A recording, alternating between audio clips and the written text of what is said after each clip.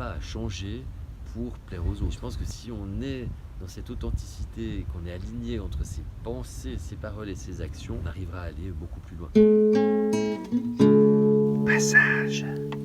Le monde actuel, le système actuel que beaucoup voudraient changer puisqu'il ne leur convient pas, est globalement régi par la peur qui est une des nombreuses stratégies de manipulation de nos élites qui est utilisée pour que nous consentions à ce système en nous faisant croire en fait qu'il n'est que le seul viable et possible.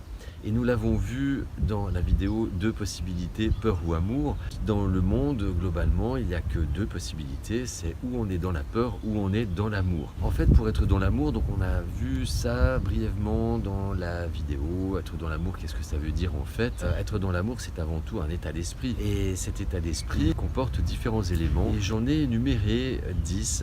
Et j'ai trouvé intéressant de les appeler les 10 commandements. Le premier, tu ne seras pas dans la méchanceté, dans la critique, dans la moquerie. Mais alors donc plutôt dans la bienveillance, dans l'amour, accepter l'autre tel qu'il est, et c'est aussi valable pour soi-même. Tu ne seras pas dans le jugement, ça veut dire accepter les situations telles qu'elles sont, parce que quand on parle de jugement, on a tendance à penser qu'on va juger quelqu'un, mais c'est aussi le jugement vis-à-vis d'une situation. Et en fait, quand une situation se produit, l'événement, en fait, il est. On ne peut pas le modifier. Mais la seule chose qu'on peut modifier, c'est notre perception, notre point de vue et notre réaction. Se mêler des affaires des autres, si on veut changer le monde, c'est important d'abord de se changer soi-même. Et en fait, au lieu d'aller regarder tout le temps à l'extérieur la cause des problèmes et les solutions des problèmes, regarder plutôt en soi. Quand on pointe quelqu'un du doigt, il y a un doigt qui va vers l'autre, mais il y a 3 autres qui pointent vers nous en fait. Moi j'aime bien cette métaphore. Tu ne feras pas d'amalgame. C'est les amalgames, les généralités, c'est quand on dit les gens sont tous comme ceci, tous comme cela, les Français sont tous comme ceci, comme cela. Au contraire, c'est plutôt de se dire que c'est pas parce que certaines personnes qu'on a vues, certaines personnes qu'on a croisées, certaines personnes nous ont dit quelque chose, c'est un avis, c'est une personne parmi d'autres, mais ça fait pas du tout des généralités. Des gens qui disent oui, alors voilà, moi j'ai été en Allemagne, alors les Allemands sont comme ci, comme ça. Il n'y a qu'à Faucon. C'est toutes les fois où on entend il n'y a qu'à faire ceci, il n'y a qu'à faire cela, il faut qu'on fasse, mais qui va le faire? On entend beaucoup ça par exemple dans les associations, dans les réunions de comités, il faudrait qu'on fasse ci, il faudrait qu'on fasse ça. Mais voilà, qui va le faire et dans quel délai? Être un peu plus précis. Sinon les choses restent vagues. Et puis avec les yaka, c'est pareil en fait, c'est un petit peu lié avec les généralités. Les chômeurs, ils ont qu'à trouver du travail. Voilà, c'est ces solutions à l'emporte-pièce en fait. Tu ne seras pas dans la compétition. Au lieu d'être dans la compétition, on devrait plutôt regarder dans nos différences en fait, quelles sont nos différentes compétences, parce qu'on a tous différentes compétences. Et même les gens qui disent je ne sais rien faire, moi j'ai envie de leur dire si tu sais déjà faire une chose, c'est que tu sais dire des conneries. Parce que de dire que tu ne sais rien faire, c'est une connerie. Tu ne te croiras pas supérieur aux autres. On n'est pas ni supérieur ni inférieur, on est tous différents, tout est lié. Regardons-nous plutôt dans nos différences et soyons complémentaires. Tu ne seras pas dans la division. Alors on est tous différents, mais on peut être unis. Et ce qui fait le jeu du système actuel, c'est qu'en fait on est majoritaire, on est 99%. Mais en fait on n'est pas du tout unis. Quand on s'unit, on n'est pas suffisamment nombreux.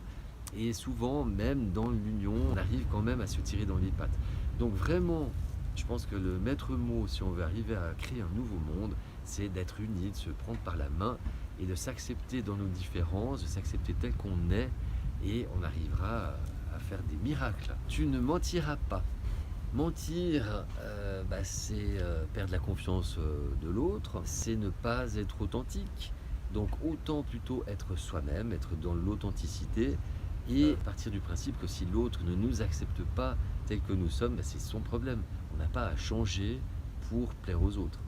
Et je pense que si on est dans cette authenticité, qu'on est aligné entre ses pensées, ses paroles et ses actions, on arrivera à aller beaucoup plus loin. Tu ne douteras pas. J'ai envie de dire déjà, tu ne douteras pas de toi, tu te feras confiance, tu auras de l'estime pour toi-même.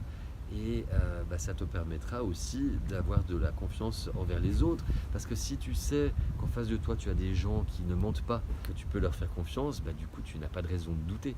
Et donc c'est un des ingrédients majeurs aussi pour créer un nouveau monde. Créer un nouveau monde, c'est avant tout un état d'esprit. C'est remplacer un état d'esprit par un autre. Et ça ne se fait pas du jour au lendemain, on y va chacun à son rythme et tout est ok.